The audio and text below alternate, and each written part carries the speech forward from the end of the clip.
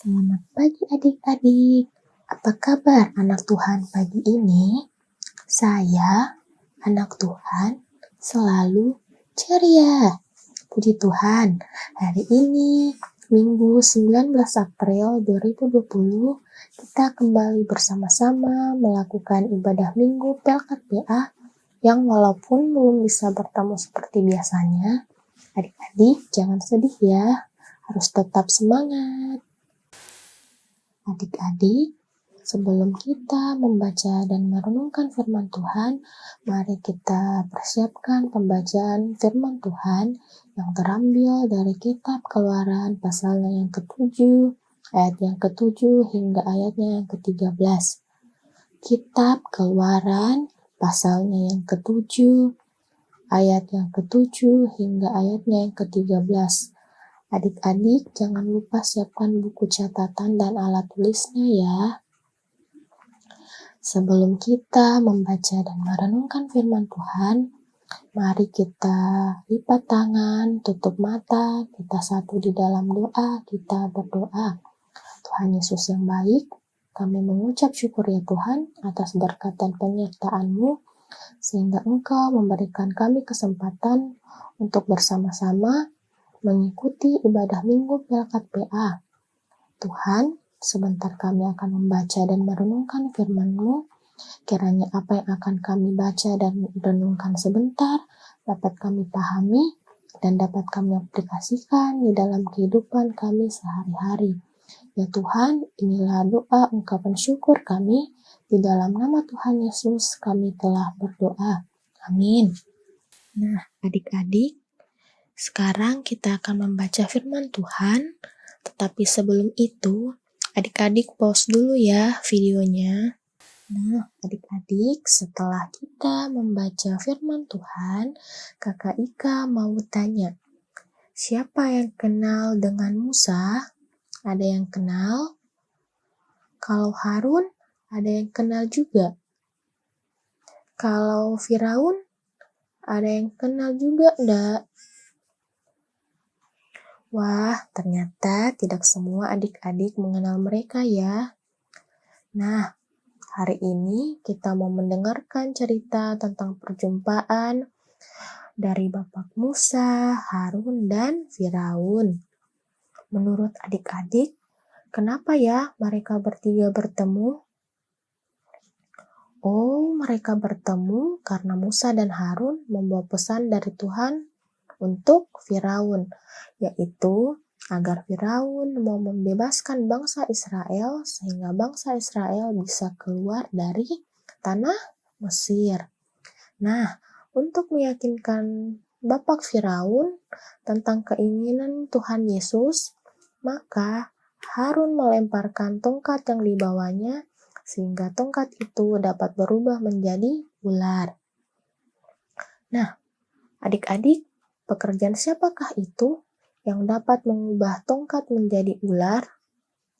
Nah, tentu saja itu pekerjaan Tuhan Yesus. Karena Tuhan Yesus sanggup bekerja dengan cara ajaib untuk menolong umat-Nya. Namun, apakah setelah itu Firaun mau menerima pesan dari Tuhan? Ya, ternyata Firaun mau menerima pesan dari Tuhan dan dia juga bisa melakukan hal yang Tuhan Yesus lakukan. Apa yang terjadi kemudian adik-adik? Yang terjadi kemudian adalah bahwa tongkat Harun yang berubah menjadi ular itu menelan tongkat-tongkat yang berubah menjadi ular dari kepunyaan ahli-ahli Mesir itu. Nah, adik-adik, dari peristiwa ini kepada Firaun hendak diberitahukan bahwa Tuhan Allah yang disembah oleh bangsa Israel, Tuhan Allah yang mengutus Musa dan Harun, adalah Tuhan yang mempunyai kuasa. Bahkan kekuasaannya melebihi dari para dewa orang dari Mesir. Tuhan Yesus juga mampu bekerja dengan cara yang ajaib, yaitu dengan membebaskan bangsa Israel keluar dari tanah Mesir. Nah, adik-adik, melalui pembacaan firman Tuhan hari ini, yaitu dari Keluaran 7 ayat yang ke-7 hingga ayat yang ke-13, mau mengingatkan kepada adik-adik bahwa Tuhan Allah yang disembah oleh Musa dan Harun dan kita semua adalah Tuhan yang sanggup bekerja dengan cara yang ajaib dalam membebaskan bangsa Israel dari tanah Mesir, karena Dia adalah Tuhan yang Maha Kuasa. Cara ajaib yang Tuhan perlihatkan dalam upaya membebaskan bangsa Israel dari tanah Mesir dinyatakan melalui mujizat, yakni tongkat yang dapat berubah menjadi ular. Nah, meskipun untuk kali kedua Firaun tetap tidak mau mendengar Musa, namun dengan tongkat Harun menelan tongkat-tongkat ahli-ahli Mesir itu hendak mengatakan kepada kita bahwa kuasa Tuhan jauh melebihi kuasa manusia. Untuk itu adik-adik, mari kita menyatakan keinginan kita untuk terus percaya pada kuasa Tuhan, karena bagi Tuhan tidak ada yang mustahil. Sedemikian jauh pembacaan firman Tuhan. Haleluya. Amin. Ya Tuhan, tadi kami telah mendengarkan sebagian kecil dari firman-Mu. Kiranya apa yang tadi kami telah dengarkan dapat kami pahami dan dapat kami aplikasikan di dalam kehidupan kami sehari-hari. Ya Tuhan Yesus, kami mau berdoa buat orang tua kami, berikan mereka kesehatan, umur yang panjang, berikan mereka kesabaran dalam menjaga, merawat, dan membimbing kami. Tuhan, kami juga mau berdoa buat bangsa Indonesia kami, berkati pemerintah dan pemimpin, serta seluruh aparat pemerintah kami.